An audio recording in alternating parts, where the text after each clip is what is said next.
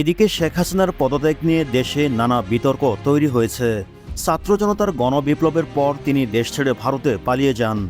শেখ হাসিনা বারবার দাবি করেছেন তাকে ক্ষমতা থেকে সরানোর জন্য মার্কিন যুক্তরাষ্ট্রের হাত ছিল, কিন্তু মার্কিন যুক্তরাষ্ট্র স্পষ্টভাবে জানায় তারা এই ঘটনার সঙ্গে কোনোভাবেই সংযুক্ত নয়।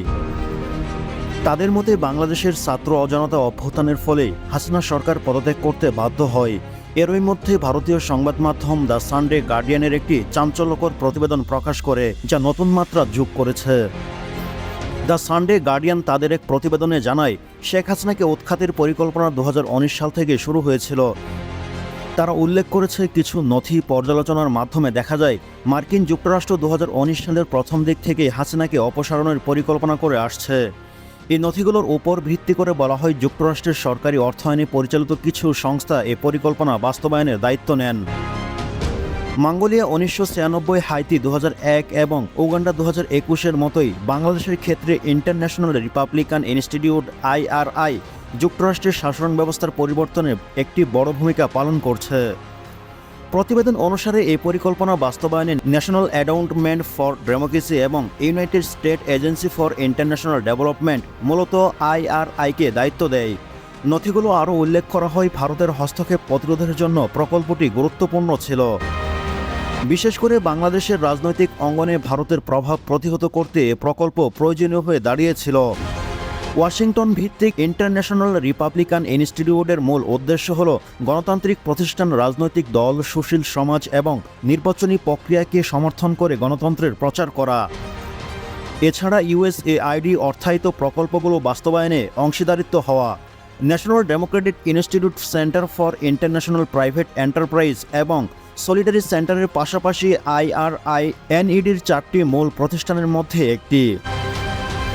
এদিকে ন্যাশনাল এন্ডাউমেন্ট ফর ডেমোক্রেসি গণতান্ত্রিক প্রতিষ্ঠান এবং প্রক্রিয়াগুলোকে শক্তিশালী করার লক্ষ্যে বিভিন্ন প্রকল্পের জন্য IRI-কে অনুদান প্রদান করে। NED 1983 সালে প্রতিষ্ঠিত হয় এবং এটি একটি বেসরকারি অলাভজনক সংস্থা, যা মূলত মার্কিন কংগ্রেস দ্বারা অর্থায়ন করা হয়। এটি স্বাধীনভাবে কাজ করে এবং মার্কিন পররাষ্ট্র দপ্তরের মাধ্যমে বার্ষিক অর্থ বরাদ্দ পায়। অন্যদিকে United state agency for international development একটি সরকারি সংস্থা, যা আন্তর্জাতিক উন্নয়ন এবং বিদেশি সহায়তার জন্য কাজ করে।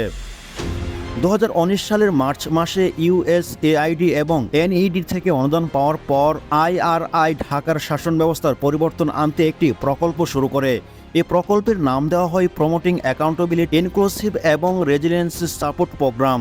এটি 22 মাস ধরে চলে এবং 2021 সালের জানুয়ারিতে শেষ হয়। এ প্রকল্পের উদ্দেশ্য ছিল বাংলাদেশের রাজনৈতিক প্রতিক্রিয়ায় নাগরিকদের অংশগ্রহণ বাড়ানো এবং কর্তৃত্ববাদী বিরোধী কণ্ঠস্বরকে জোরদার করা।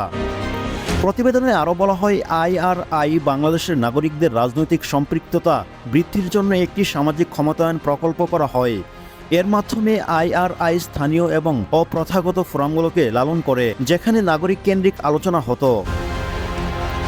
এ প্রকল্পে IRI বিভিন্ন শিল্পী এবং সংগঠনের সঙ্গে কাজ করে এবং 11টি অ্যাডভোকেসি অনুদান প্রদান করে। এর ফলে তৈরি করা শিল্পকর্মগুলো প্রায় 4 লাখ বার প্রদর্শিত হয়।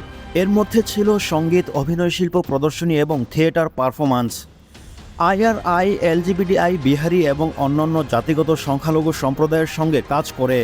এছাড়া 77 কর্মীকে প্রশিক্ষণ দেয় এবং 326 জন নাগরিককে 43টি সুনির্দিষ্ট নীতিগত দাবিতে তৈরিতে নিযুক্ত করা হয়েছিল। এই দাবিগুলো 65 জন সরকারি কর্মকর্তার সামনে উপস্থাপন করা হয়।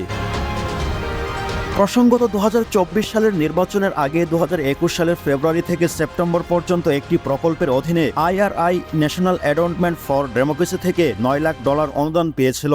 এ প্রকল্পের উদ্দেশ্য ছিল রাজনৈতিক বিতর্ক ও সিদ্ধান্ত গ্রহণের জন্য প্রান্তিক কণ্ঠস্বর, বিশেষ করে যুবক ও নারীদের ক্ষমতায়ন করা, রাজনৈতিক প্রতিক্রিয়ায় অংশ নিতে নারীদের উৎসাহিত করা এবং ছাত্র সংগঠনের মাধ্যমে অহিংসত রাজনৈতিক অংশগ্রহণের প্রয়োজনীয়তা তুলে ধরা।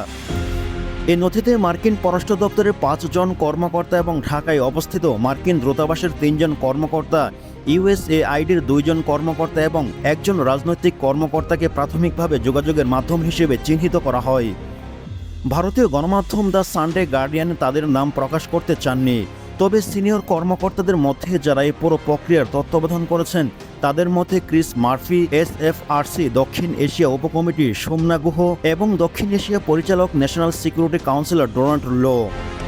ডিপার্টমেন্টের incoming assistant secretary Sarah Margon, department incoming assistant secretary এবং ফ্রান্সিসকো বেনকুমেস স্টেট ডিপার্টমেন্টের সিনিয়র অ্যাডভাইজারের নাম উল্লেখ করা হয়।